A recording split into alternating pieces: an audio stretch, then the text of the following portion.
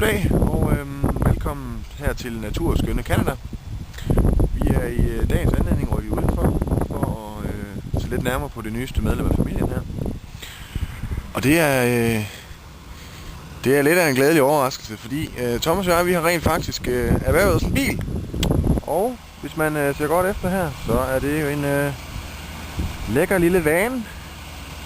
I den amerikanske ånd har vi sørget for, at det er en Ford, som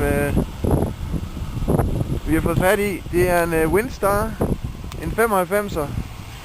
Den er utrolig velholdt. Den har kostet os lige præcis 15.000 kroner brugt hos en ældre herre, og han har passet godt på den, så den har ikke lidt nogen overlast whatsoever. Den lugter rent faktisk af tandlæge indeni, så den er temmelig steril.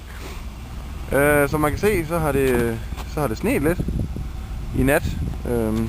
Det er vi ved at gøre noget ved. Nu vi lige kigger indenfor, der var så låst. Nu går vi herom i stedet for. Så kan vi se, at den har en masse ting at byde på. Det er vist fyldt med larm herinde, kan jeg høre. Slukker lige anlægget her. Og en hyldetone.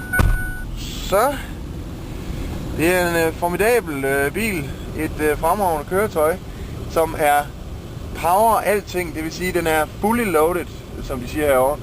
Der er automatiske ruder, der er automatiske spejle, der er endda automatisk bakspejl med alle mulige dimser og dingenoter.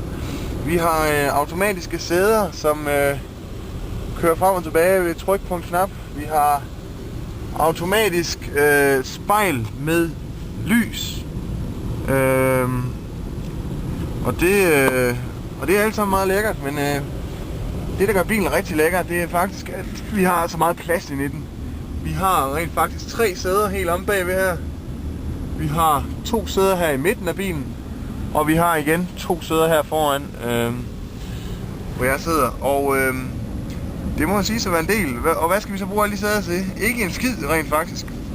Vi regner med at smide, eller i hvert fald lade en af de her sæderækker komme ud, mens vi kører i USA, og så er det meningen, at vi skal sove om bag bilen.